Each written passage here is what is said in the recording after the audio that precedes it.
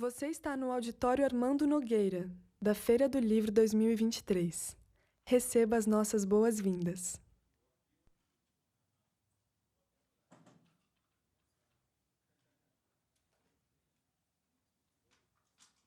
Não é permitido fumar no auditório.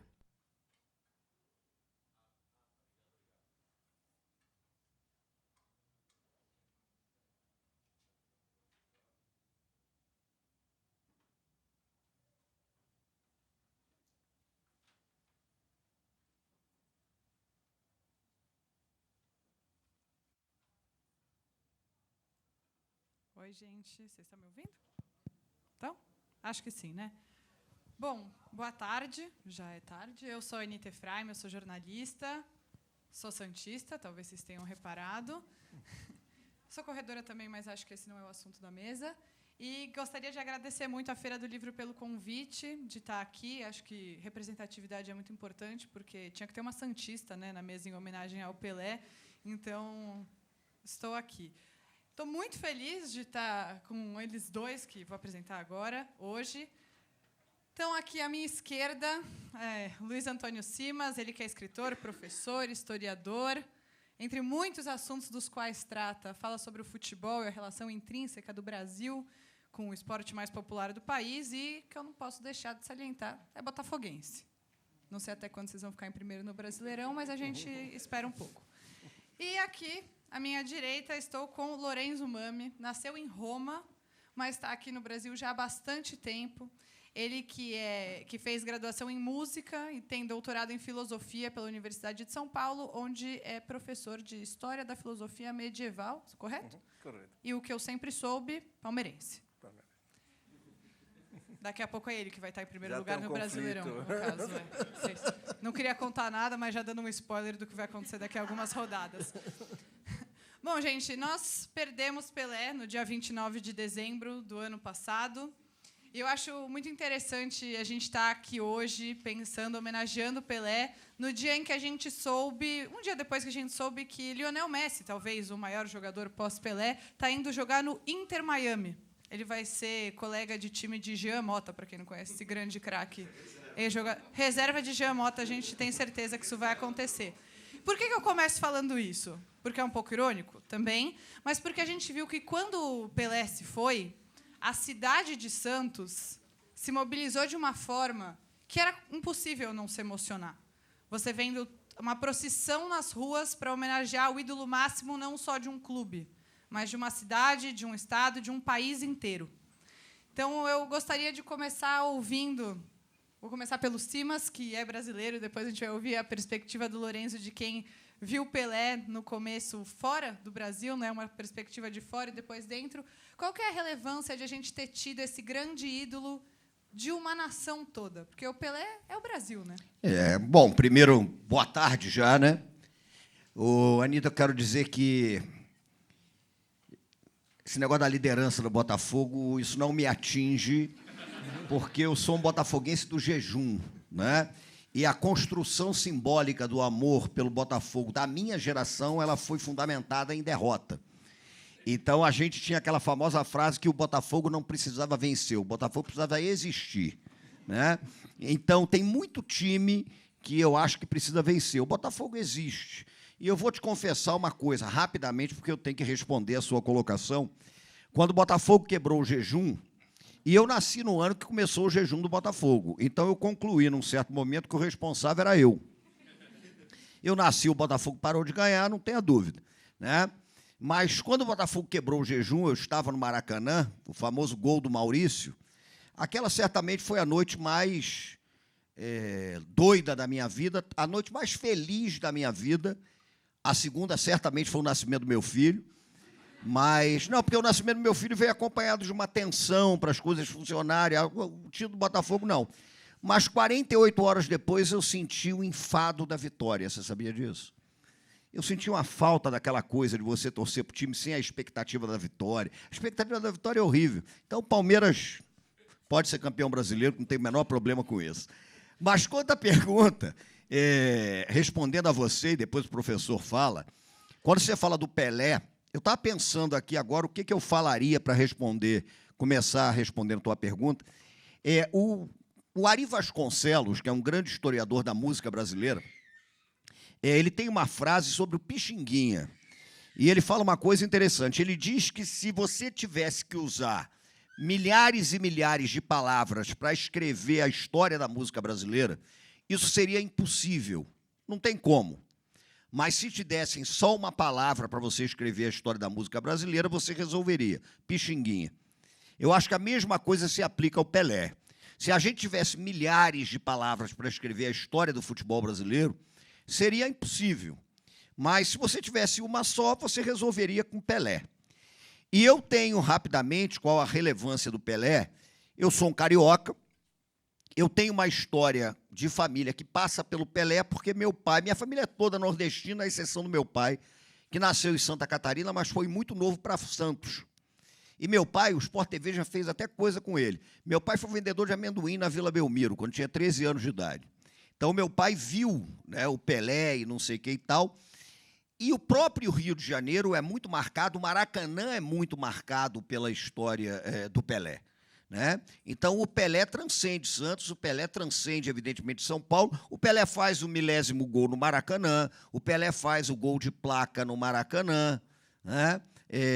O Pelé, esse é um detalhe que eu, enfim, sou obrigado a admitir. O Pelé usou a camisa do Flamengo num jogo, né, do Maracanã para homenagear meu amigo Pedro, que está ali, é flamenguista. O Pelé usou.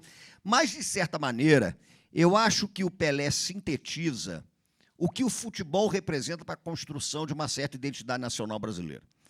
Porque nós somos um país fundamentado num projeto de exclusão que é muito evidente. E não dá para desconsiderar isso. Nós somos um país fundamentado num projeto de exclusão que não acabou, por exemplo, nem com o fim da monarquia, nem com a abolição da escravidão. Então, quando você vai pensar, né, os primeiros anos da República, as primeiras décadas republicanas, a República no Brasil tinha um projeto de exclusão. Então, para as pessoas que descendiam de escravizados, para as camadas mais pobres da população, os meios de ascensão social, eles eram muito restritos. O exercício formal da cidadania, ele era rigorosamente impedido. O Brasil termina com a escravidão, com 70% da população analfabeta, vem a primeira Constituição da República e diz que o analfabeto não pode votar. Né? E é esse mesmo Brasil que, nessa Constituição, diz que o Estado não tem obrigação de educar ninguém. Então, no Brasil, sintetizando, a música popular e o futebol são de uma importância fundamental como meio, inclusive, de ascensão daqueles que são historicamente excluídos pelo Estado brasileiro. Isso marca o processo de popularização do futebol do Brasil, que chega como um esporte elitista, vai se popularizando. Você imagine o simbolismo que é, em 1958, o Brasil campeão do mundo, o rei Gustavo da Suécia cumprimentando a seleção, cumprimentando Mané Garrincha, que é um indígena, é um funiô. O avô do Garrincha saiu da tribo com 25 anos. Você imagine o que é o rei da Suécia cumprimentando Edson Arantes do Nascimento, um descendente de escravizados bantus. Aquilo é muito impactante. Então, de certa forma, o Pelé sintetiza uma identidade nacional possível e uma inclusão possível num país que projetou a exclusão como o norte do Estado. Isso é muito bonito. E aí ele transcende, né, a dimensão clubística, ainda que, evidentemente, o Pelé seja o Santos e o Santos seja o Pelé, mas o Pelé transcende esse tipo de coisa para se transformar naquilo que o Brasil pode ser. Porque o Pelé aponta para o futuro. Esse é um detalhe curioso, né? Quando a gente faz uma mesa sobre Pelé, a gente não está falando do passado. A gente está falando na possibilidade do Brasil dar certo. O Pelé é isso, é a possibilidade do Brasil estar certo. E fora isso, evidente, tem o onírico, tem o sonho, né? Eu não vi o Pelé jogar, mas eu já imaginei o Pelé jogando inúmeras vezes, e às vezes eu mesmo tenho que me convencer de que eu não vi o Pelé jogar. Né? Porque, de vez em quando, você tem a tentação de mentir. Né? Meu pai é que dizia muito isso, diz muito isso. Pelé faz aquele famoso gol contra o Juventus na Rua Javari, que ele dá 200 lençóis. todo mundo que meu pai conhece viu esse gol. Então ele fala que se você for botar num caderno quantas pessoas viram, tinham 325 mil pessoas na Rua Javari. Mas faz parte, né? Porque o Pelé é um sonho também. Mas eu diria isso para a gente abrir o trabalho. Eu acho que o Pelé, ele é o Brasil possível. Ele é a construção identitária que foi possível num país projetado para excluir. O Pelé, nesse sentido, é a viabilidade de construção de um Brasil generoso. Isso vai muito além do futebol, mas muito além do futebol. Bom, e para passar para você, Lorena? Passar para o futuro campeão brasileiro. Exatamente. Para passar para você, eu vou falar rapidamente sobre mim. O meu pai, assim como você, é um imigrante. Está ali ele, dá oi.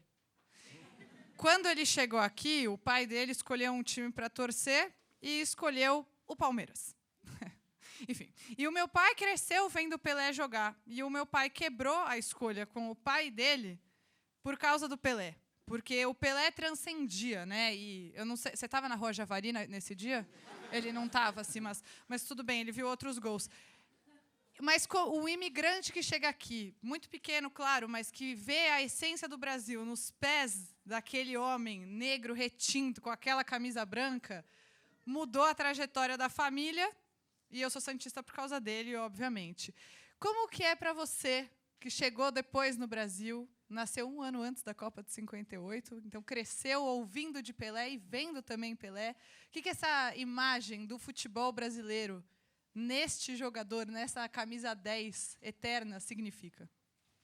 Bom, eu acho que, afinal, eu vou convergir com o Simas sobre as conclusões, mas pegando do lado oposto, né? Porque a minha primeira memória de Pelé, não diria que é feliz, porque o primeiro gol da final de 70 contra a Itália, né? Foi o impacto de Pelé foi aquele, né? Foi aquela cabeçada.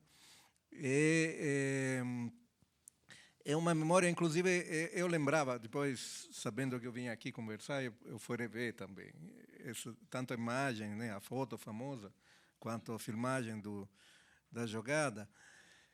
Eu lembrava principalmente a foto, só que, na minha lembrança da foto, o Pelé estava sempre mais alto e o Burnic, o zagueiro italiano, sempre mais embaixo, né? Então, na última lembrança, chegava aos joelhos de Pelé, praticamente. Aí foi rever, não tinha tanta distância.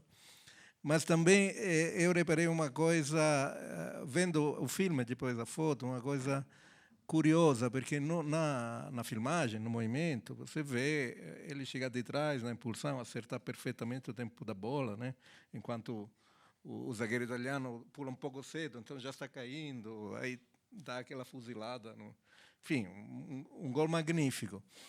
Mas na foto acontece alguma coisa, porque na foto ele já não tem mais o impulso. Eles pegaram exatamente o momento depois de cabecear.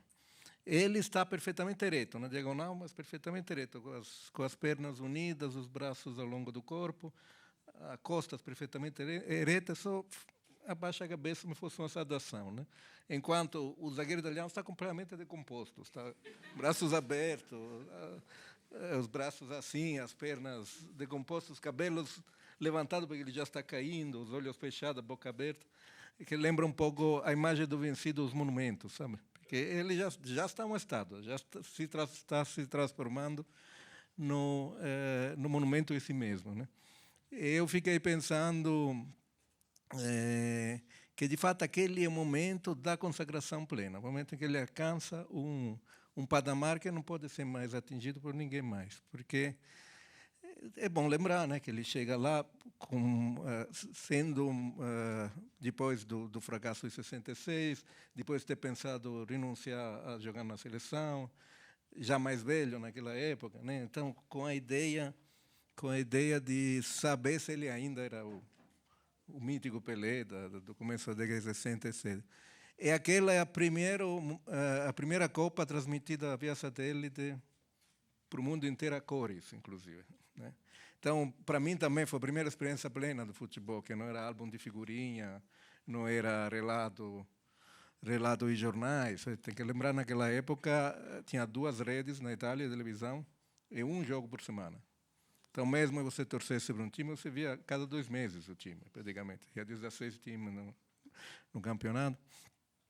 E aquilo não, aquilo era a exposição inteira. Então podia ser o fracasso completo, né? Ou podia ser a consagração total. E Pelé jogou como nunca, né? Isso todo mundo a gente viu. Na Juventus eu não vi, mas, né? No momento da exposição, de fato, Pelé não apenas confirmou o que era, mas deu quase um pulo para cima, né? E eu fico pensando que só outras duas...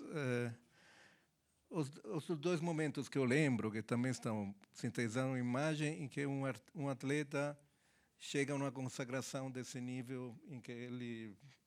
O que ele vai fazer depois, no fundo, tem pouca importância, porque ele já ascendeu a um nível mítico, que é o assalto final do Muhammad Ali contra Foreman, né? Aquele momento em que ele dá 3 golpes, o quarto ele não dá, né? E se bloqueia no meio do golpe, que é talvez a maior manifestação de grandeza, né? O Foreman depois disse que ele se sentiu humilhado intelectualmente dele não ter dado, né? Porque qualquer um teria dado, ele não precisa, né?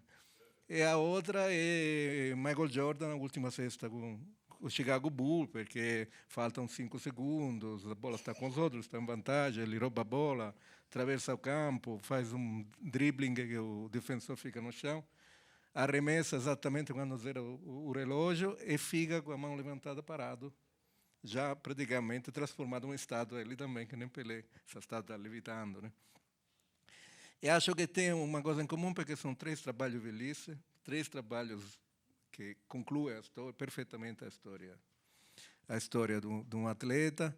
São 3 trabalhos que são meio de Revenant, né? de pessoa que está voltando, né? Porque o Ali estava enfim, tinha sido derrubado do título por causa da guerra do Vietnã, o Jordan tinha aquela ideia maluca de virar jogador de beisebol depois da morte do pai, enfim.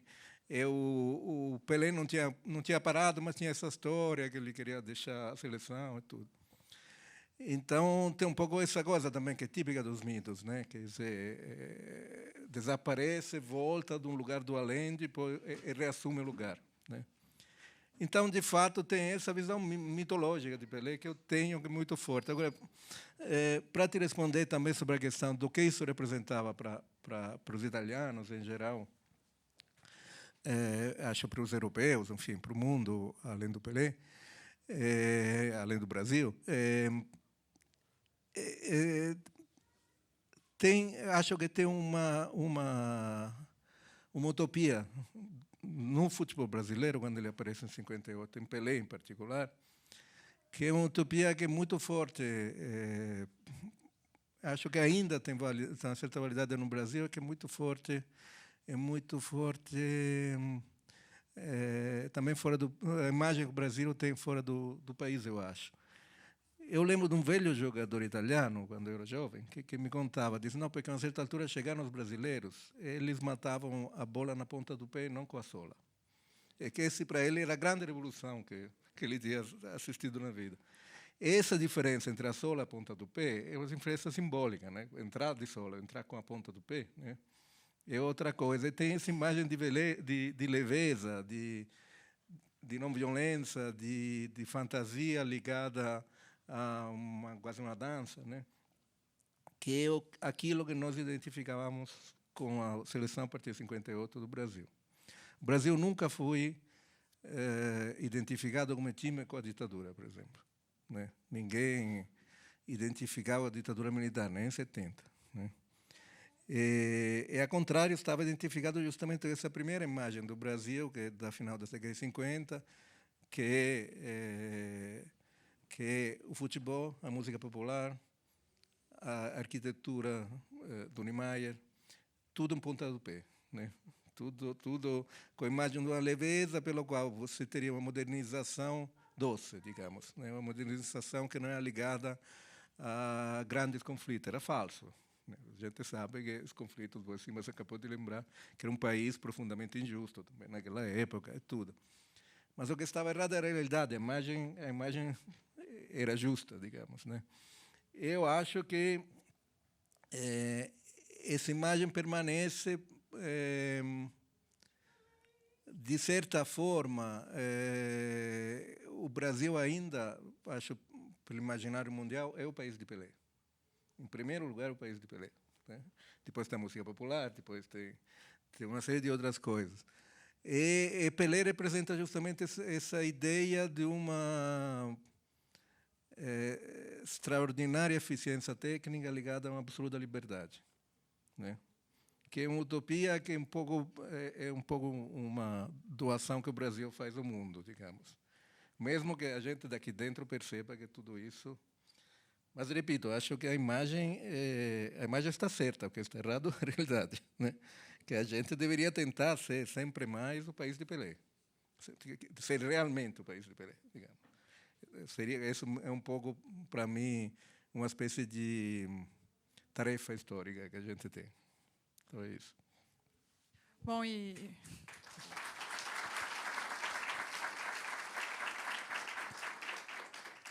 Acho que esse Brasil possível, ele leva a gente a um assunto que cada vez mais tem sido falado sobre o Pelé, que é... Algumas pessoas questionam que o Pelé não foi um ativista antirracista, querem colocar essa responsabilidade em cima do Pelé. E sim, mas eu acho que é muito interessante a gente pensar sobre isso. Lógico, aqui em cima do palco somos 3 pessoas brancas debatendo sobre esse assunto, mas é importante dizer que o racismo ele é um problema dos brancos, né? Então é importante que a gente fale sobre isso.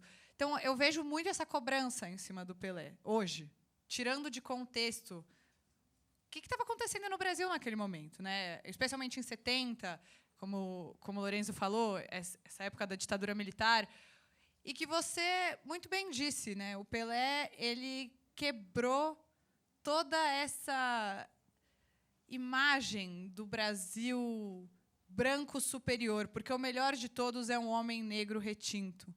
Será que também essa existência, essa excelência do Pelé em si, num momento em que o racismo era ainda mais cruel, ainda mais atroz, com quase nada de políticas públicas, de tentativa de reparação, a resistência e a criação desse herói nacional em si não era um ato antirracista que hoje tantas pessoas, sem contexto, cobram dele? Essa questão do Pelé, se a gente for situar no tempo, ela é curiosa. Por quê?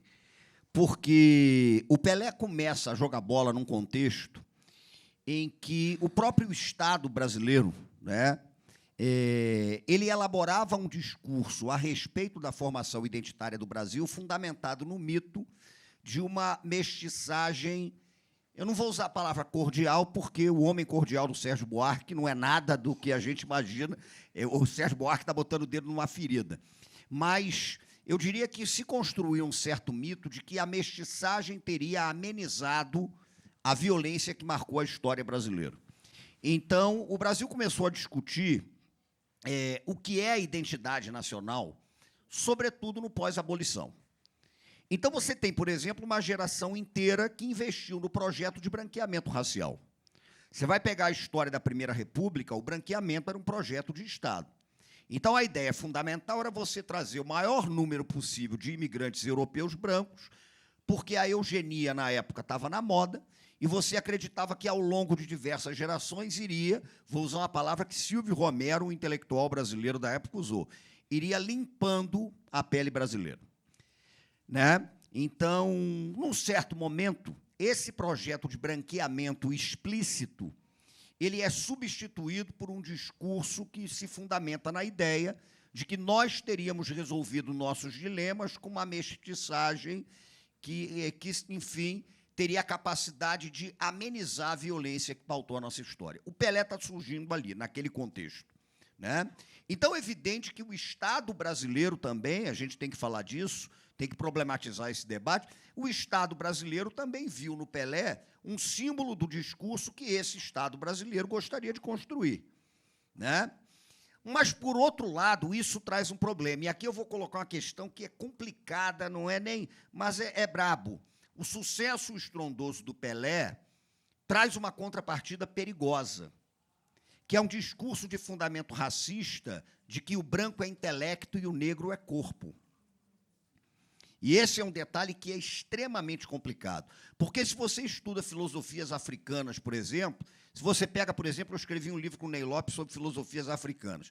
Se você pega o pensamento iorubá, já que é o que o pessoal mais conhece, ligado à cultura dos orixás, o ser para o iorubá, ele é constituído de axé e agbara. O agbara é o poder do corpo, é o corpo que se expressa, né? E o axé é um poder espiritual que se fundamenta também no exercício do intelecto. E você não tem nenhuma possibilidade de pensar o corpo e o intelecto como dicotomia. Você pensa como integração o tempo todo.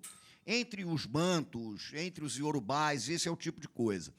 Então, mesmo quando o Pelé se destacava, o Brasil é tão complicado, é um problema tão grande que a gente tem que encarar, mesmo quando o Pelé se destacava, mostrando que o negro conseguiu, né, romper barreiras e atingir o protagonismo, ainda havia um discurso fundamentalmente racista de que a corporeidade era negra e a intelectualidade era branca. Quando eu escrevi o meu livro sobre Maracanã, eu fiz uma pesquisa bastante aprofundada sobre as Copas de 50 e 54. E você pegava na imprensa esportiva, com a maior naturalidade, eu peguei dezenas de artigos, né, os caras dizendo, basicamente, que o negro é fundamental para jogar do meio-campo para frente, que goleiro, por exemplo, não podia ser preto. Por quê? Porque era uma posição que exigia equilíbrio emocional, né? E o equilíbrio emocional, a frieza, ele só poderia vir de descendente de europeu. Isso está escrito, eu boto no livro, inclusive. Então, é um negócio muito complicado. Mas, por outro lado, tem um aspecto do Pelé que eu acho que é fundamental. É a representatividade do Pelé, por exemplo, com a garotada preta do Brasil. Eu cresci numa cidade da Baixada Fluminense, no Grande Rio, e cresci, basicamente, dentro de um terreiro de candomblé, porque minha avó era uma ialorixá, era uma mãe de santo. Então, eu fui aquele branco, e sou absolutamente branco, com todos os privilégios brancos, mas que, na minha infância, eu tinha mais amigos negros, por causa do candomblé. E a representatividade do futebol era um negócio muito sério. É por isso que a gente tem que levar o futebol a sério, né? Porque você imagine o que para uma criança negra. Aquela criança, por exemplo, que chega no colégio para ter aula de história, e no colégio vão ensinar que quem produziu arte foi o Renascimento europeu e só. E no colégio vão ensinar que quem criou filosofia foi o grego, foram os europeus e só.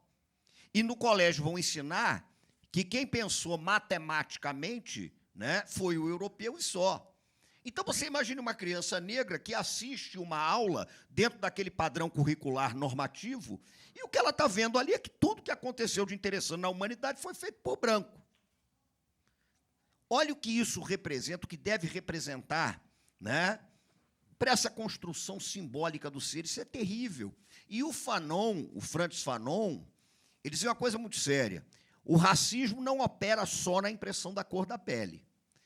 Ele opera na impressão da cor da pele, e essa é a operação mais cruel e nojenta do racismo. Mas o racismo opera no campo do simbólico. Porque mesmo que você ache que não é racista em virtude de não ter problema com a cor da pele, mas quando você desqualifica os saberes não brancos, você está operando numa dimensão que é a dimensão do racismo.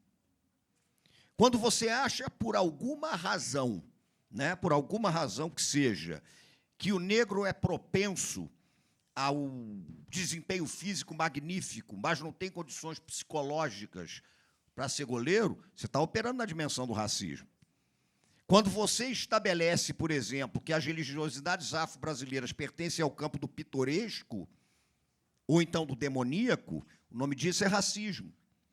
Então, a representatividade que o Pelé teve, daquela criançada preta, né, que é obrigada, que fica sendo domesticada por um sistema educacional que era demolidor de autoestima, porque isso demole a autoestima. Você imagina isso? É demolidor. A gente tem muita coisa na área da educação que fala disso, é demolidor. Aí vem o Pelé. Nesse sentido, eu acho que a imagem do Pelé é uma imagem poderosa da luta contra o racismo no Brasil. Eu sou muito amigo de botequim, de cerveja e tal, do Silvio Almeida, que hoje é ministro. Silvio, eu vinha para São Paulo sempre, ele ligava, vamos tomar uma cerveja, hoje ele não pode mais fazer esse tipo de coisa. Mas o corintiano Silvio Almeida. O Silvio falava muito disso, sabia? O pai dele foi goleiro do Corinthians, né, o Barbosinha, mas ele falava que, para o garoto negro, o Pelé representava tudo que você pode imaginar, porque é o Pelé. Então, acho que tem essa questão, né? O Joaquim Nabuco tem uma frase que a gente precisa lembrar todo dia, quando ele fala às vésperas da Lei Áurea, que seria fácil o Brasil abolir a escravidão, mas o problema era acabar com a obra da escravidão, porque essa ia permanecer por séculos, né? Então, é nessa encrenca do racismo, da mestiçagem aprazível, da tentativa de varrer para debaixo do tapete a violência da nossa história, é que o Pelé surge. Mas tem um detalhe para concluir. Eu acho que o Pelé, e aí essa imagem do professor é muito interessante, eu acho que o Pelé ele chegou a uma transcendência tão grande que o Pelé saiu da história para ir para o mito. Mas não tenha dúvida nenhuma. Ele mesmo diferenciava o Pelé e o Edson. E o Edson. E aí, quando o professor Lourenço estava falando daquela cabeçada, me vem na cabeça um outro lance daquela Copa, que é aquela matada no peito contra a Tchecoslováquia. Aquilo ali é impossível, aquilo ali não pode ter acontecido, né? E é curioso, só um breve comentário, como é que o Pelé é o símbolo de um Brasil que inventou a vida no precário? Você sabe que o primeiro mestre-sala de escola de samba do Rio de Janeiro famoso foi um cara chamado Getúlio Marinho, o amor do Estácio. E o Brasil teve um grande jogador de futebol negro que sofreu horrores com o racismo, chamado Fausto, a Maravilha Negra, né, que foi para o Barcelona depois e tal. O Fausto era conhecido por uma matada no peito excepcional. Aí, quando perguntaram para o Fausto como é que ele matava no peito daquela maneira que ninguém matava, vinha a bola mais violenta, ele matava, sabe o que ele disse? Ele viu o amor dançando como mestre-sala, porque eu vou ter que levantar minimamente, porque tem um passo do mestre-sala que a porta-bandeira vai girando e o mestre-sala vem para trás, assim é um clássico, né? E ele fica com o leque e a porta-bandeira rodando. Aí ele imaginou o seguinte, se eu faço isso para matar a bola, ela bate e fica comigo, né? Então é o futebol brasileiro. Aquela matada no peito do Pelé é o mestre-sala, que estufa o peito porque a porta-bandeira está ali, só que no caso do Pelé, a porta-bandeira é a bola.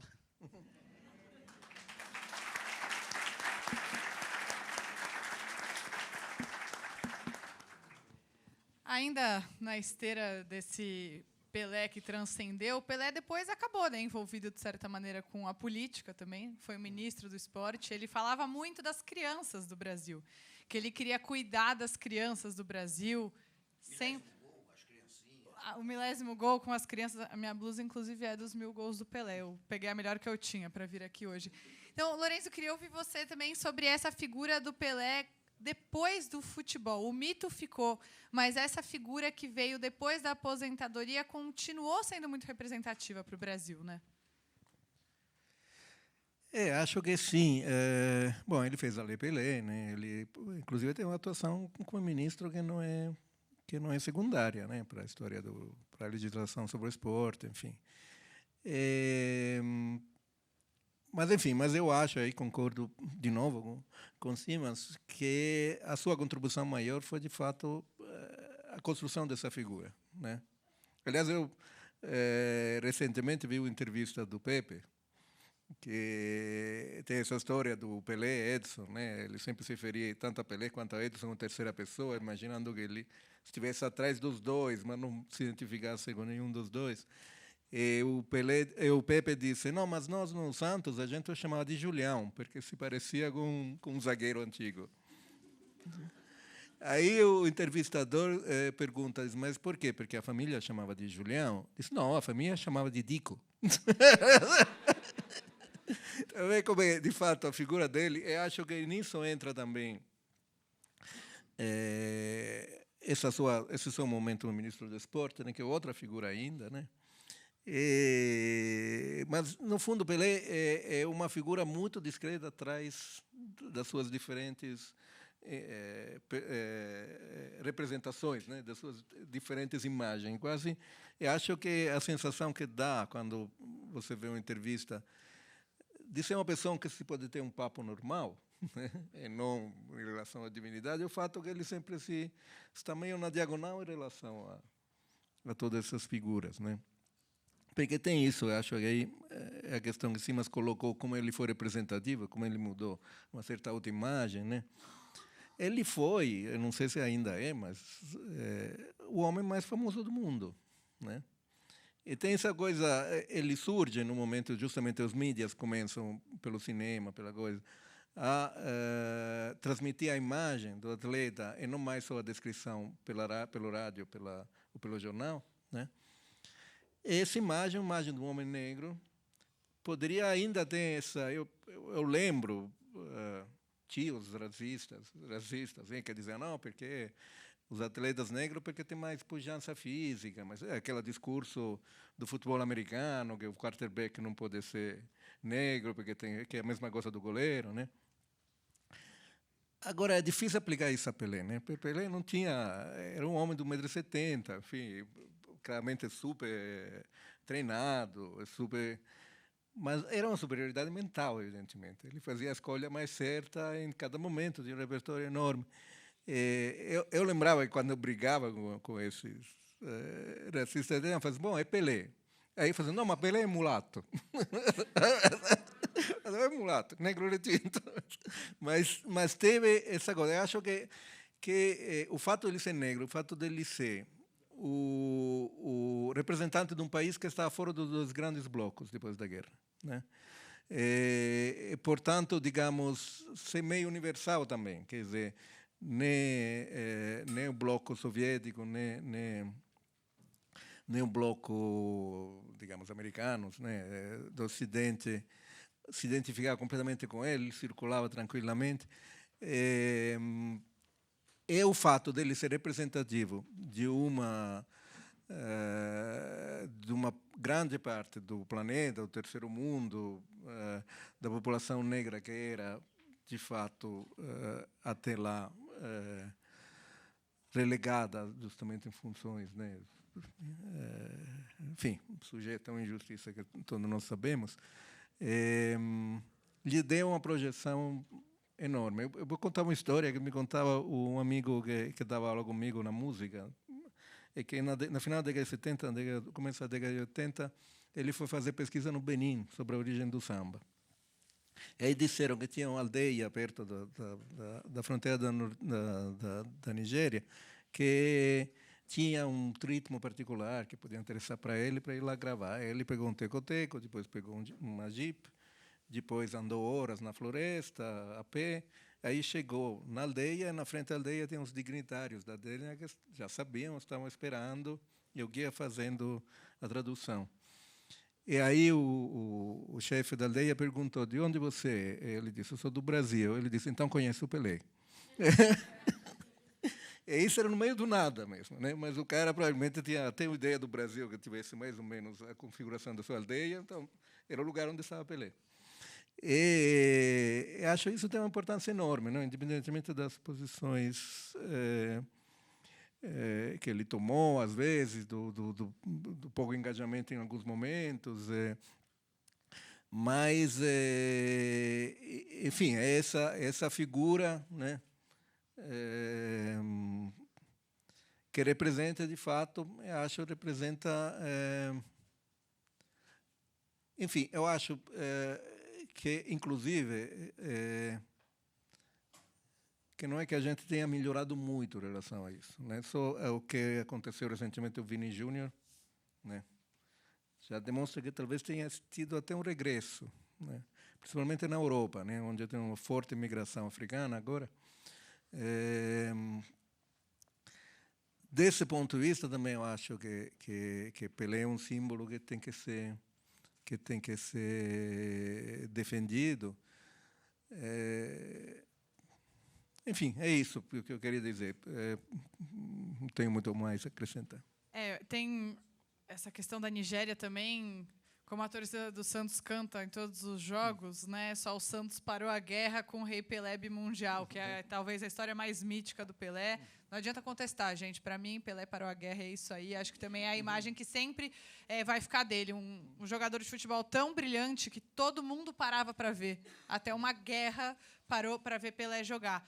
E, no fim da vida, até o Pelé, eu considerava ele muito bem assessorado, porque quando começaram a acontecer esses casos de racismo com o Vinícius Júnior, o Pelé sempre... não sei se era o Pelé, né, gente? Se ele falava para a equipe dele que ele queria que falasse sobre o assunto, mas a própria equipe que cuidava das redes sociais do Pelé, desculpa contar, não era ele que fazia os posts no Instagram, ele falava sobre esses assuntos, né? Sempre se manifestou. Então, eu acho que talvez a equipe que estivesse em torno dele, ele foi muito sábio nisso. Ele soube se cercar de pessoas que passavam essa mensagem sobre a qual a gente está falando aqui agora.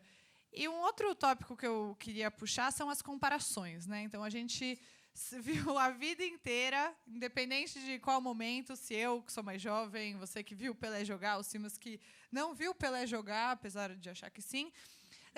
Maradona, quem é melhor, Pelé ou Maradona? Surge um grande jogador no Brasil, o Endrick agora, é o novo Pelé? E por aí vai, né? Coitado, espera um pouquinho. Não fui eu que disse, Você sabe que eu. a quantidade de novo Pelé na década de 70 era brincadeira. impressionante. Toda semana o placar tinha novo Pelé. O que teve de carreira acabada por causa disso não está no gibi. Então, mas eu até queria puxar um pouco sobre isso. Queria ouvir você, Lorenzo, sobre essas comparações e sobre a necessidade de jogadores de outros países tentarem se colocar como maiores do que o Pelé e um pouco também da necessidade que a gente vê hoje em dia do europeu de dizer que os gols do Pelé não eram oficiais. Não, Messi já marcou mais gols do que o Pelé, porque o Pelé não marcou em jogos oficiais. Cristiano Ronaldo já passou o Pelé, porque... mas o Pelé jogava numa época em que era fácil jogar futebol. Era fácil jogar futebol? Não, né? Eu acho que era mais difícil, mas tá bom. Quero ouvir você sobre esse assunto. Bom, sobre a questão do gol oficiais ou não oficiais, é que o Santos jogava metade do ano, o resto fazia turnê, essas coisas de parar a guerra nos países, enfim. Então, de fato, metade dos gols são em jogos não oficiais. Mas aí tem que ser rigoroso. Também ele fez muito menos jogos oficiais do que Messi e Cristiano Ronaldo. Então, vale a porcentagem de gol por jogo. Aí Pelé continua ganhando. Né? Então, essa conversa não pega. Agora, eu acho que o problema de fazer essas comparações é que sempre se perde um labirinto de comparações pontuais. Essa jogada fazia melhor Maradona ou Pelé, o chute de fora, melhor Cristiano Ronaldo. É quase sempre melhor Pelé, mas aí é infindável, né? Você sempre pode encontrar uma outra. Eu acho, o que me impressiona quando vejo gravados a jogada do Pelé, é que acho que é do Pelé, é a extraordinária capacidade de prever o que os outros vão fazer imediatamente depois. O que faz com que ele seja, embora tenha um repertório infinito praticamente, ele seja extremamente eficiente, extremamente econômico no gesto. Então, quando você vê Maradona passar por 3 zagueiros, ele fica rodopiando com a bola, o Garrincha, né? Fica rodopiando com a bola até encontrar um lugar para esse água entre as pedras. Né? É maravilhoso, né? Não tem nada a dizer. Agora, às vezes, Pelé parece o contrário, parece que ele vai reto e o zagueiro sai. Mas, obviamente, o zagueiro não estava querendo sair. É que o Pelé já sabia onde o zagueiro não vai estar logo depois. Às vezes, uma vez alguém me disse, o Pelé tirava o zagueiro com os olhos. Né? Até possível um pouco, né? Que o cara estava tão nervoso de saber onde ele ia, que era só olhando o lugar, ele ia do lugar, ele continuava. Mas acho que é um pouco isso. O Pelé parece que está jogando no segundo seguinte. Todos estão jogando num tempo... Tem uma teoria sobre isso. Vocês já ouviram isso? Que o Pelé tinha um pouco mais de visão periférica do que os outros. Então, que ele seria capaz de ver um pouco mais. Tem também essa teoria, mas é para resolver fisicamente. Tentativa de achar uma explicação. Né? Na verdade, não é porque ele viu o cara, é porque ele sabe que o cara vai estar lá um pouco antes que o próprio cara saiba. Então, aquele passe no jogo contra a Inglaterra para o Jairzinho, ele sabe que vai chegar o Jairzinho, ele não olha. Não enfim, não viu do lado, inclusive está atrás do Jairzinho. Acho que isso ninguém teve no nível do Pelé. Isso que faz do Pelé, de fato, um jogador absolutamente inalcançável. A outra que eu disse é que é a trajetória com esse triunfo final, né, que é o Mundial. É uma narrativa que ninguém teve, né? O Maradona tentou ter em 94, né? Fracassou, mas o Maradona é uma figura extraordinária, eu acho, mas em que a grandeza está no fracasso, né? Não conseguir ser aquilo que pode ser por uma série de fraquezas, enfim, né? Se quiser levar para os mitos antigos, o Pelé é meio um Hércules, né? Que no final os deuses levam viram uma constelação, enfim. O Maradona é meio um Prométeu, sabe, aquele que luta para chegar no Olimpo, nunca chega. Ele é extraordinário, não estou diminuindo, né? Mas tem essa ideia que o fracasso está meio embutido na própria história dele. E o Messi, eu acho que o Messi falta um pouco de conflito, sabe? Está tudo certo, está tudo bem. Acho que quando ele mais entrou nas manchetes foi quando ele fez a primeira tatuagem dele, que falaram que foi influência do Neymar. Não, então, quando ele tenta ser bad boys, como aquele que mira os bobos, sabe? Soa falso. E o mais longe que ele chegou de ser ofensivo foi falar bobo, né? Bobo, é o mais longe. Ele fez uma cara de mal que ninguém acreditou, né? É um jogador extraordinário, mas, enfim, agora vai para o Miami, para Miami. Deu tudo certo, maravilha, mas o mito não sai do mito de lá, eu acho. Muito bem colocado. Eu sou fã do Messi, vou refletir bastante sobre esse assunto. Sim, mas você falou aqui que, né, muita carreira foi estragada por seu próximo Pelé. De certa forma, isso colocou o patamar, né, de exigência do futebol brasileiro. Pelé colocou o patamar alto demais, porque ninguém nunca vai ser, né? Não, isso é terrível. Na verdade, é o Pelé, especialmente o Pelé, mas aquela fase triunfal que vai de 58 a 70 com aquele interregno de 66, que é aquela catástrofe, né? Mas, de certa forma, aquela geração tricampeã do mundo, e o Pelé encarna isso, não tenha dúvida nenhuma, o Pelé é a encarnação desse tipo de coisa. Realmente você vive nessa expectativa. Porque nós, cá para nós, na nossa formação brasileira, né? E não tem como. A gente também é muito português e é muito sebastianista. Então, a gente aguarda Dom Sebastião desde 1578, quando ele some em Alcácer Quibir, no deserto do Marrocos. De certa maneira, o Pelé ele foi o cumprimento da profecia do encoberto, né? Ele veio, o cara que vai resolver aquela coisa toda. O problema é o seguinte, depois que ele veio, o que vai acontecer? É muito complicado. E aí nós começamos a viver a ânsia, né, de encontrar o novo Pelé, porque o pessoal começou a entrar em delírio de que o brasileiro já nascia. Aí você tinha barbaridades, o brasileiro já nasce com o DNA para o futebol e não sei o quê. E acontecia muito isso. O Cláudio Adão gostava muito de falar esse tipo de coisa. Porque quando o Cláudio Adão começa a se destacar no Santos, teve um pessoal já dizendo, ó, vem aí o novo Pelé e não sei o que e tal. Aí o Cláudio Adão fratura a perna e tal. E o Cláudio Adão fala, aquilo ali para o início da minha carreira foi terrível, né? A expectativa de que eu fosse o novo Pelé, esse troço não existe. Então, de certa forma, essa ânsia pela grandeza, né, essa ânsia por aquilo que é inalcançável, o Pelé é um fenômeno extraordinário e único. Não vai acontecer de novo, né? Como acho também, infelizmente, não quero aqui decepcionar os mais jovens, né, mas eu acho que a própria seleção brasileira, aquela época extraordinária, 58 a 70, é muito difícil se repetir. E só para concluir, não é só o Pelé depois, não.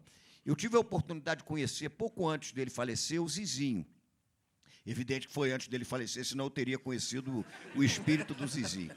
Mas eu tomei cerveja, eu tomei um porre com o Zizinho, num posto de gasolina em Casimiro de Abreu, que era um curso chamado Samba, Futebol, Educação. Eu era garoto, mais jovem.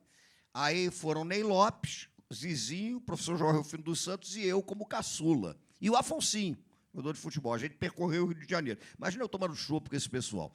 E aí o Zizinho falava uma coisa muito impressionante. Primeiro, o Zizinho falava rigorosamente isso que o professor Lourenço falou, né? Porque o Pelé pensava antes. O Zizinho, por exemplo, dizia que ele conhecia um centroavante, ele jogou na seleção brasileira com um centroavante, chamado Leônidas da Selva, porque tinha o Leônidas da Silva. Só que tinha um centroavante do América, que o pessoal chamava de da Selva, para diferenciar.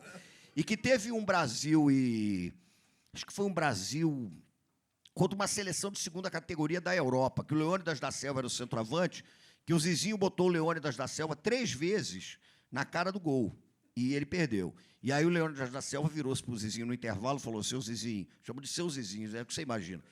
O senhor, por favor, quando for dar a bola para mim, eu quero que o senhor dê mais para o zagueiro, porque eu prefiro a dividida e tal, não sei o quê, que fica um pouco complicado e tal. E aí, nessa noite, o Zizinho falou uma coisa curiosa. O Zizinho disse: eu joguei muita bola, eu tenho que admitir. O Zizinho tinha uma voz assim, né? Mas o que mais falavam para o Zizinho, ele dizia, era aparecer alguém que falava para ele assim: o meu pai disse que o senhor jogou mais que o Pelé, porque também é um clássico, né? Porque você não tem imagem do Zizinho, aparece aquele cara: o senhor jogou mais que o Pelé. Aí o Zizinho virava e respondia assim: não faz isso comigo. Eu não quero quebrar o amor que você tem para o seu pai, porque isso é impossível. Então, o Zizinho dizia que o Pelé gerou um efeito de comparação não só com quem veio depois dele, mas com quem veio antes também. Então, ele não é só o marco que aponta para o futuro. Ele é o marco que redefine até a narrativa sobre o passado. Por isso é que ele transcende, né? O Pelé já está presente no futebol brasileiro no dia que um garoto chutou a primeira bola, porque ele ultrapassa, é o mito, é o que a gente está dizendo, né? É a frase do Fernando Pessoa: o mito é o nada que é tudo, é o tudo, né? Então ele marca, ele atravessa o futebol brasileiro não só em relação ao que ele foi, mas ao que vem depois dele e ao que veio antes, né? E a gente, hoje pelo menos eu acho, não sei se vocês têm essa impressão, eu acho que ninguém tem mais o delírio de achar, de suspeitar, né, que um outro Pelé vai surgir. Tanto que dentro do próprio Santos, o que as pessoas falam é quando vai vir o novo Neymar. E não o novo Pelé, porque ninguém mais tem expectativa. Só para concluir, uma vez me perguntaram se o Pelé e Maradona, que eu vi o Maradona jogar e fazer miséria. De verdade? Eu vi no Maracanã, inclusive, esse eu vi. Esse eu vi e, pasmem, eu tenho uma camisa do Maradona que ele usou no Brasil e Argentina, no Maracanã, que o Brasil ganhou de 2-1. Ele jogou com a número 6. Né? E eu ganhei essa camisa que, no Rio de Janeiro, é pedida sempre para gincana. Os alunos de colégio, você pode emprestar e tal, está na minha coleção. Maradona eu vi de verdade. E tem uma coisa que uma vez me perguntaram o seguinte: mas se você jogasse bola, foi até uma jornalista, não estou lembrando do jornal, foi do Rio de Janeiro, não sei se foi do Globo, quem foi melhor e tal. Aí a pergunta veio: mas se você tivesse que escolher alguém para jogar no seu time, com você, comigo, imagina, você escolheria o Pelé ou o Maradona? Eu falei, dei a resposta: Maradona. Para o meu time. Por quê? Porque se eu escolhesse Pelé, eu ia estar num estado de catatonia. Né? Eu ia ter uma crise neurovegetativa de ver o Pelé perto de mim, que eu ia ficar paralisado. Eu conheço um jornalista do Rio, Bernardo conhece também, que foi fazer uma entrevista com o Pelé. Foram 2 entrevistas, ele conseguiu depois de muita coisa. Quando atendeu o telefone e da outra atendeu o Pelé, ele teve um troço e bateu o telefone na cara do Pelé. Estou falando sério, porque não aguentou. Ele disse: fiz isso com Pelé e Dorival Caymmi. Alô, é Pelé falando. Pá! Você imagina. Você já pensou, o Pelé atende? Você liga, o Pelé atende? De fato. Agora é pior. Agora seria muito complicado. Agora seria terrível. A gente vai começar. Quem tiver perguntas, acho que pode chamar, vai escrever as perguntas e eu vou ler aqui para fazer as perguntas para eles. Caprichem na letra, tá, por favor, para eu ser capaz de ler. Nesses tempos que ninguém mais escreve, a mão fica mais difícil. Então, para a gente finalizar, queria ouvir. Você já falou, Lorenzo, sobre o momento mais marcante, né, que você viu o Pelé. Para quem nunca viu o Pelé jogar, além das imagens muito mal filmadas pela tecnologia da época, o que você destacaria, um momento marcante, para além dessa Copa de 70 que você começou descrevendo? Bom, aí é um embaraço da escolha, de fato, né? Uma das coisas mais maravilhosas é aquele balão que ele dá no final da Copa de 58, no zagueiro, que acho que quase arranca o nariz do zagueiro, né? Porque é uma coisa que sai na vertical e cai na vertical exatamente atrás. Aquele gol maravilhoso, incrível. Tem uma jogada que eu nem sei contra quem é, suspeito que seja contra o Palmeiras, porque as camisas são verdes, que é um pouco o que eu queria dizer sobre essa coisa de antecipar os outros, que ele está chegando correndo, e chegam 2 zagueiros tentando fechar. Ele dá só uma leve variação de passo, e os zagueiros passam na frente e continuam. Ele continua no meio. Não muda absolutamente de direção. Os 2 passam e parece um balé. É uma daquelas situações que você ri porque os outros fazem uma coisa, eles parecem não estar fazendo nada. E a outra é aquele gol perdido contra o Uruguai, aquele drible da Vaca sem tocar na bola contra talvez seja esse. É um gol perdido, mas é espetacular. E o Pelé, ele é tão genial, tão mítico, que para sempre a gente lembra do gol que o Pelé perdeu. Sim. O gol ganhou o nome, o gol não foi feito e mesmo assim ganhou o nome de quem E gol do meio-campo passou a ser o gol que o Pelé não fez. E é esse, o gol que o Pelé não fez. E aí todo domingo parecia naqueles gols do Fantástico, fulano de tal, do 13, fez o gol que Pelé não fez. Ele não fez o gol e mesmo assim deu o nome. E você, Simas, qual foi o momento de Pelé que você gostaria de ter visto? Que eu vi não vendo? Que você gostaria de ter visto de verdade, que eu mas você fala por aí gostaria de que ter visto de verdade. Eu gostaria de ter assistido o jogo do Santos contra o Botafogo da Paraíba, né? Porque foi o famoso jogo em que dizem que ali o Pelé fez o 1000º gol, porque faltavam 2 gols para o Pelé fazer o gol 1000. Ele foi jogar contra o Botafogo da Paraíba e ele fez o primeiro gol. E aí o pessoal começou a ficar apavorado do Pelé fazer o 1000º gol contra o Botafogo da Paraíba, porque queria uma festa no Maracanã e tal. E aí o técnico do Santos, simplesmente o Santos não levou reserva para o jogo, bota o Pelé no gol. Essa história é famosa. O Pelé foi pro gol. E a torcida vaiando, não sei o que e tal. Mas aí o Pelé começou a agarrar, fez defesa, porque ainda tinha isso. E o pessoal, Pelé, não sei o quê. Mas dizem... Aí depois a Folha de São Paulo fez uma reportagem longa mostrando que esqueceram de contabilizar um gol que ele fez pela seleção do Exército contra o Paraguai. E que, portanto, o 1000º gol verdadeiro, o mítico, foi no Maracanã. Mas o verdadeiro foi contra o Botafogo da Paraíba. Eu queria ter visto esse jogo para ele agarrando, imagina. E tem depois o Santos e Bahia, que o Pelé dribla o time do Bahia inteiro, vai fazer o 1000º gol, rola a bola para dentro do gol, e aí um zagueiro chamado Nildo Birro Doido tira em cima da linha e recebe... Já era doido antes de tirar o 1000º gol em cima da linha? Recebe a maior vaia da história da Fonte Nova. E aí o Nildo Birro Doido deve dizer, aquilo acabou com a minha carreira. Porque eu fui zagueiro que evitei. Então, pensa, o goleiro que levou o 1000º gol do Pelé, o Andrada, famosíssimo, levou o gol, ficou famoso. O que evitou o gol, ninguém gosta. Mas eu adoraria ter visto o fuzuê que foi.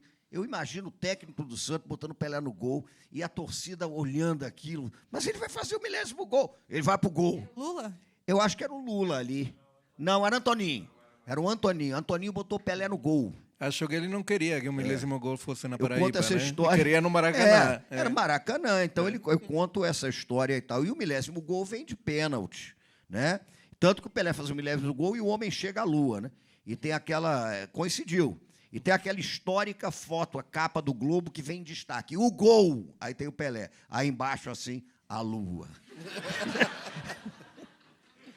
Maravilhoso. Gente, vamos aqui, então, para a pergunta da Bruna. Entre os polos do futebol arte e futebol força, o Pelé tende para algum deles ou sintetiza os dois? Não, futebol arte, sem dúvida. É que futebol arte, como eu disse, é uma arte minimalista, não precisa ser uma coisa exibida, né? Embora seja extraordinário, mas acho futebol arte. Futebol força, eu penso mais um futebol tático, de disposição em campo, né?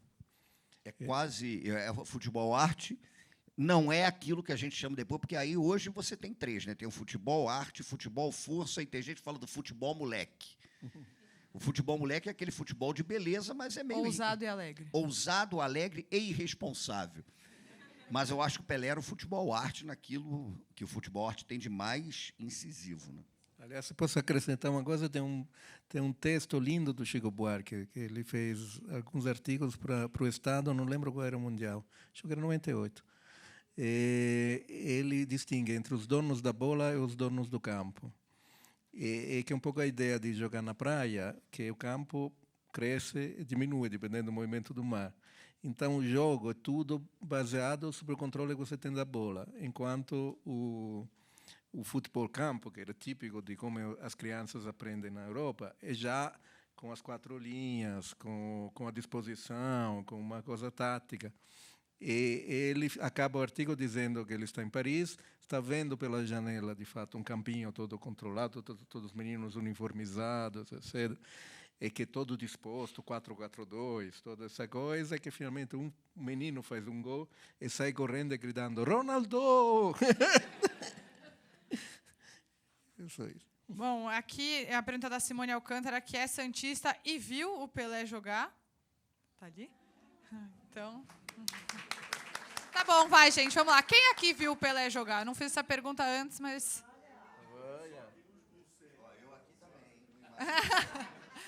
Muito bom. Então, os grandes privilegiados que estão aqui. Bom, a Simone pede aqui. Gostaria que o Simas comentasse que, mesmo que Pelé tenha sido, e ainda seja, um orgulho para os meninos e as meninas negras, os jogadores negros famosos continuam sendo invisíveis pelos... Estou com uma dificuldade aqui nessa palavra. Pelos brancos. Pelos brancos nesse mundo do futebol, né? Não só no mundo do futebol, em tudo. O futebol é um sintoma da sociedade. O futebol não é apartado da sociedade, né? O futebol ele tem uma relevância social que é tão intensa que, ao mesmo tempo que ele é feito, né, pela sociedade, ele faz a sociedade também. O futebol é construído pelo contexto e, ao mesmo tempo, ele faz esse contexto. E hoje você tem uma questão que o professor Lourenço levantou. Você tem hoje o futebol como um sintoma poderoso de uma série de dilemas que tem acontecido, por exemplo, na Europa. Né? Você teve o processo de descolonização. Né? Hoje você tem, por exemplo, jogadores que são oriundos, né, cujos pais são oriundos das antigas colônias. Você tem a questão do norte da África, você tem a questão da islamofobia, a migração dos árabes. Então, você tem um ambiente, né? Isso é preocupante.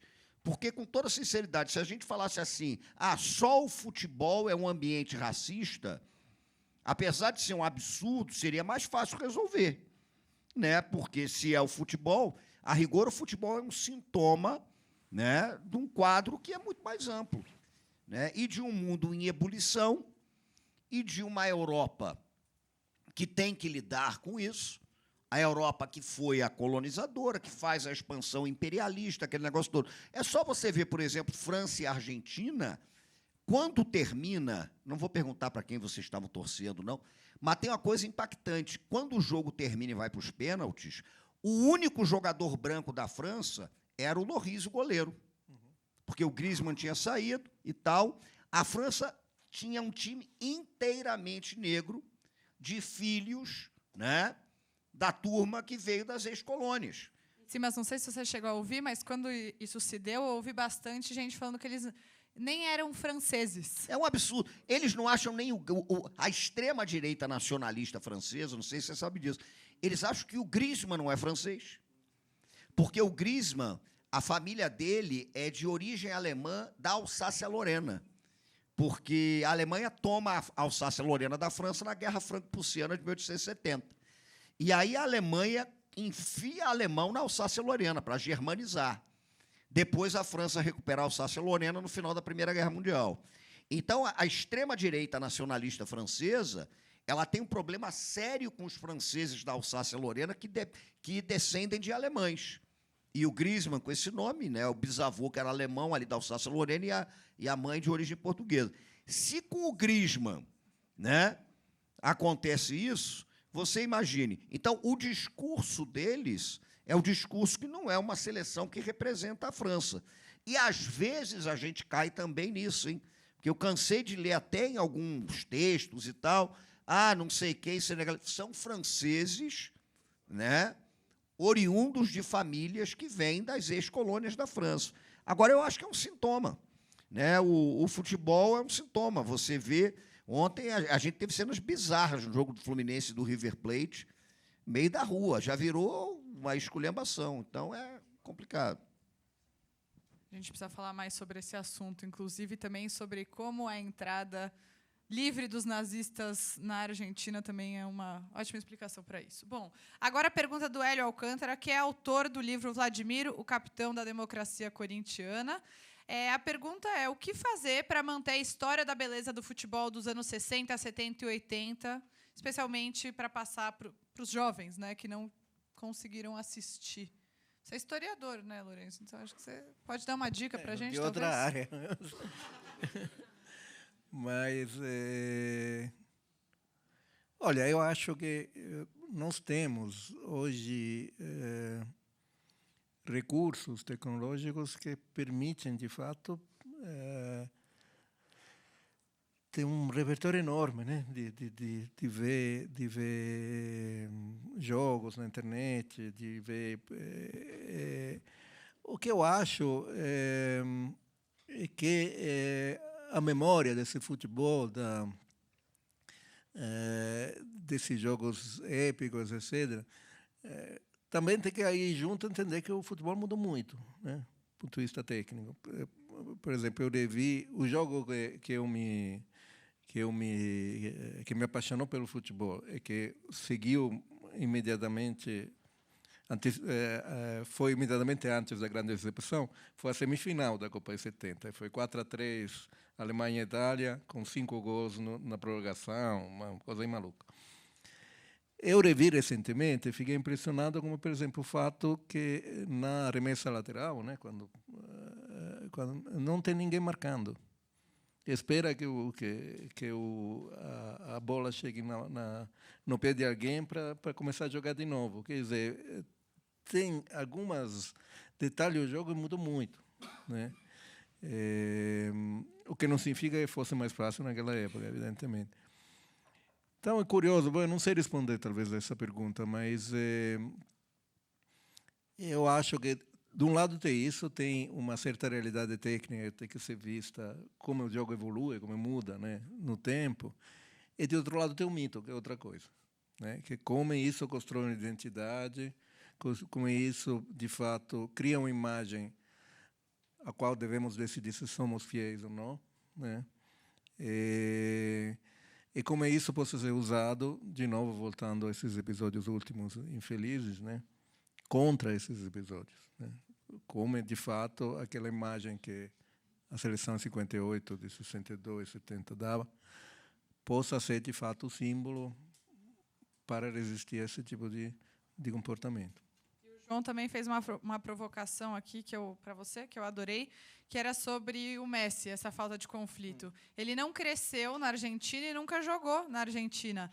Esse possível desterro não poderia ser um conflito? Ou será que não falta uma latinidade ali que puxa para a treta? É curioso, porque, de fato, é quase ele viveu tanto nessa bolha, né, de construção, que, de fato, ele parece que não tem uma vida real. Agora ele vai conhecer a realidade lá em Miami. Né? Bom, depois vai a Miami e acabou mesmo.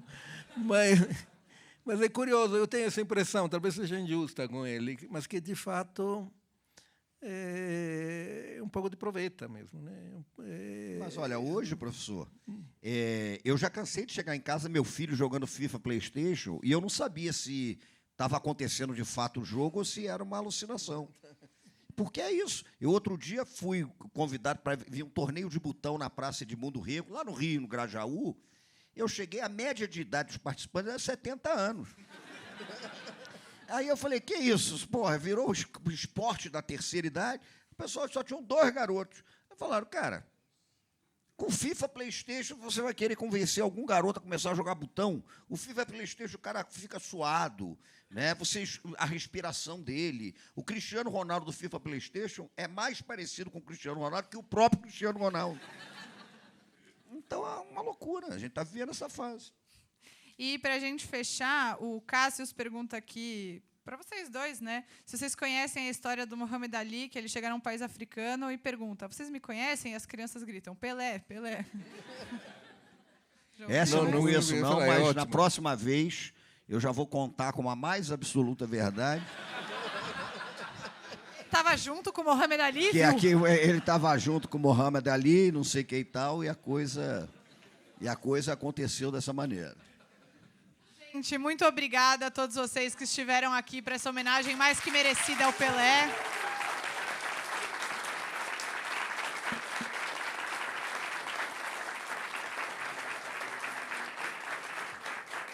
E mesmo quem não viu jogar, que a gente sempre possa propagar essa memória do maior brasileiro de todos os tempos. Obrigada, gente.